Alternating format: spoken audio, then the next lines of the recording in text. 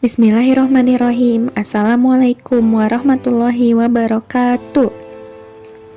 Anak-anak, di pertemuan kita kali ini, kita akan membahas teks deskripsi. Apa itu teks deskripsi?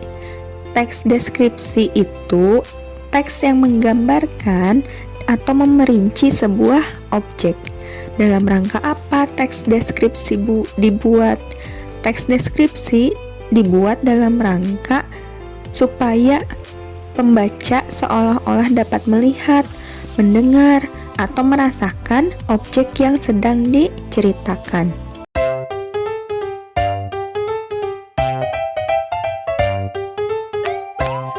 Halo, perkenalkan, ini kucing jantanku yang bernama Digi.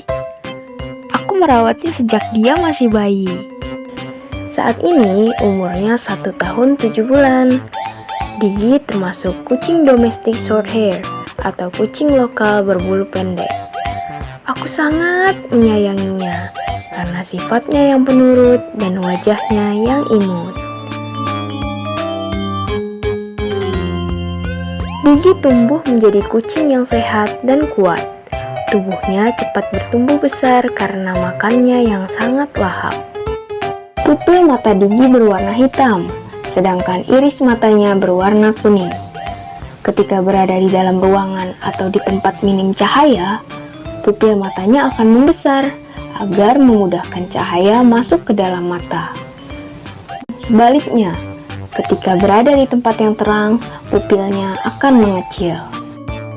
Hidung Digi berwarna merah muda dan tampak segar dilihat.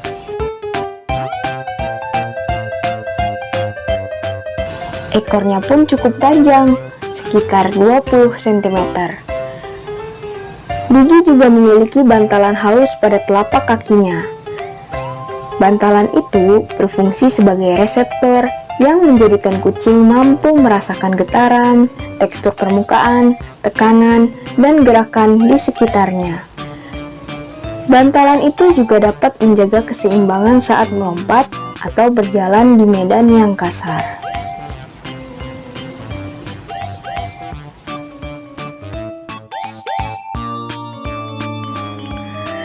Hal yang paling kubanggakan dari Digi adalah keindahan pola bulunya. Bulu Digi berpola classic tabby, pola garis tebal bergelombang dengan kombinasi 3 warna, yaitu putih, hitam, dan abu-abu. Warna putih terdapat pada bagian dada dan sebagian kakinya, sedangkan warna abu-abu dan warna hitam membentuk garis bergelombang di sekujur tubuhnya. Pola di tubuh Digi membuatnya tampak menawan. Mataku dimanjakan oleh keindahan pola bulunya itu. Bulu Digi juga sangat tebal dan halus, membuatku senang dan nyaman ketika mengelusnya. Digi merupakan kucing yang periang. Dia suka sekali diajak bermain tali, berlari, dan melompat ke sana dan ke sini.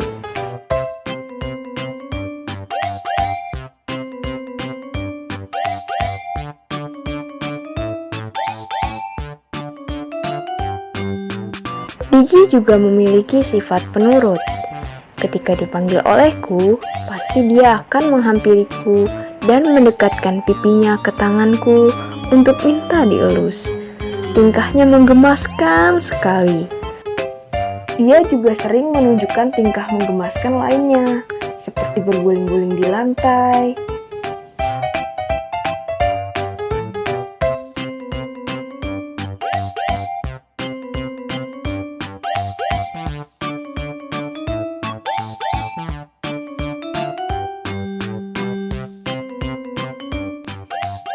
berbaring telentang dengan santai,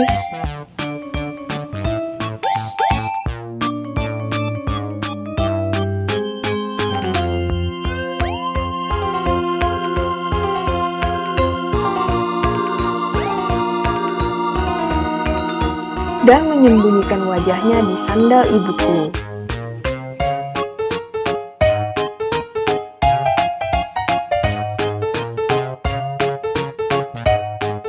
Dia juga sering menyambutku saat pulang ke rumah. Tiap aku belajar di kamarku, Digi setia menunggu di depan pintu. Ketika aku membuka pintu kamarku, dia langsung berlari ke arahku dan mengeong dengan manja.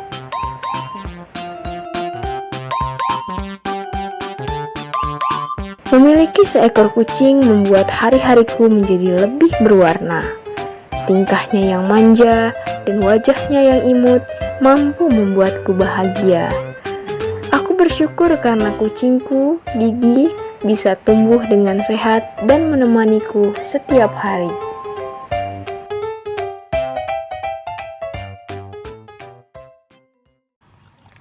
Kalau berbicara sebuah teks, pasti sebuah teks itu memiliki strukturnya. Tidak terkecuali teks deskripsi pun demikian. Lalu, apa sih struktur dari teks deskripsi? Yang pertama, identifikasi. Identifikasi ini berisi gambaran objek secara umum. Jadi, kalau anak-anak menemukan teks deskripsi, di teks tersebut pasti digambarkan objek secara umum. Nah, di bagian tersebut merupakan struktur teks deskripsi bagian identifikasi. Yang kedua, deskripsi bagian. Deskripsi bagian ini mencangkup ruang, anggota, sesuatu yang berlangsung, dan pemfokusan. Jadi, deskripsi bagian ini berupa penjelasan-penjelasan yang lebih detail dari identifikasi.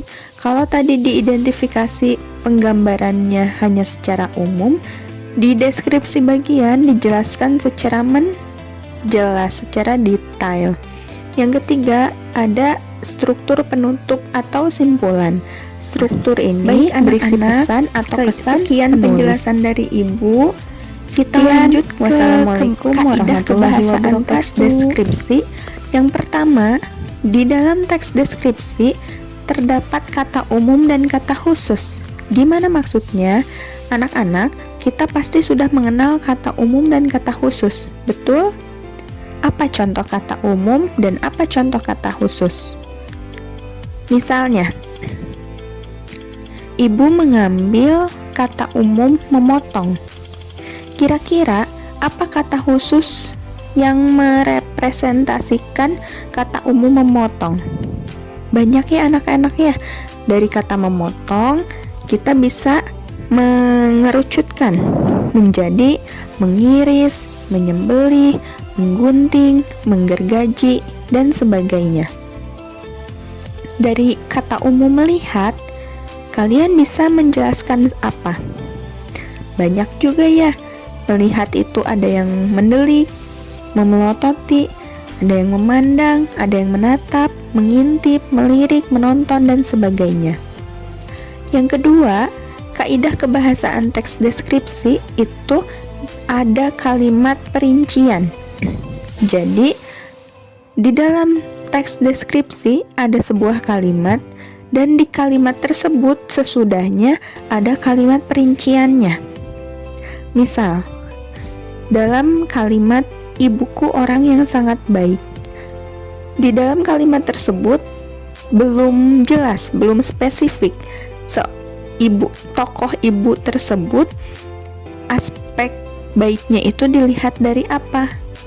Nah, lalu tambahkan kalimat perincian bahwa ia selalu menolong semua orang, ia juga selalu berkata ramah dan lemah lembut kepada setiap orang. Tambahkan kalimat perincian yang merepresentasikan kalimat utama. Kalimat utamanya tadi, ibuku orang yang sangat baik. Yang ketiga, kata dengan kandungan emosi yang kuat. Maksudnya gimana? Maksudnya, misal, ibu menyontohkan menggunakan kalimat pemandangan alam pantai Senggigi bagus sekali. Nah, kita ganti menjadi kalimat dengan kata yang emosinya jauh lebih kuat. Supaya apa? Supaya lebih terasa ya. Misalnya menjadi pemandangan alam pantai Senggigi sangat elok. Nah, itu bedakan ya antara kalimat pertama dengan kalimat kedua. Yang berikutnya, di dalam teks deskripsi itu biasanya menggunakan majas atau kata kiasan. Contohnya bagaimana? Contohnya, dalam sebuah kalimat, ayahku berwajah teduh. Kita perhatikan anak-anak, apakah betul seorang ayah yang katakanlah dia itu manusia, wajahnya itu bisa meneduhkan kalau misalnya dalam makna denotatif atau makna sebenarnya, itu berarti layaknya sebuah pelindung seperti atap rumah, apapun yang dapat meneduhkan kita. Tapi di kalimat tersebut bukan bermakna denotatif, tapi justru bermakna konotatif atau bermakna kiasan. Kata teduh di situ menggambarkan bahwa wajah ayah itu memberikan ketenangan. Jadi ketika kita melihat wajah ayah, yang kita rasakan adalah ketenangan. Yang berikutnya, menggunakan kalimat panca indera. Contohnya bagaimana? Teman-teman, kita semua tahu kan ya, kalau panca indera itu yang kita punya ada indera penglihatan, ada pendengaran, dan juga ada perasaan. Bagaimana contoh indera pendengaran? Misalnya, ia selalu bertutur ramah dan tidak pernah berteriak. Kenapa di sini disebut? Kenapa kalimat tersebut dikatakan menggunakan kalimat panca indera pendengaran? Karena di situ terdapat kata yang menunjukkannya. Kata apa? Kata bertutur ramah. Kalau bertutur itu otomatis didengar ya, didengar menggunakan telinga, menggunakan indera pendengaran. Nah, baik anak-anak, sekian penjelasan dari Ibu. Sekian, wassalamualaikum warahmatullahi wabarakatuh.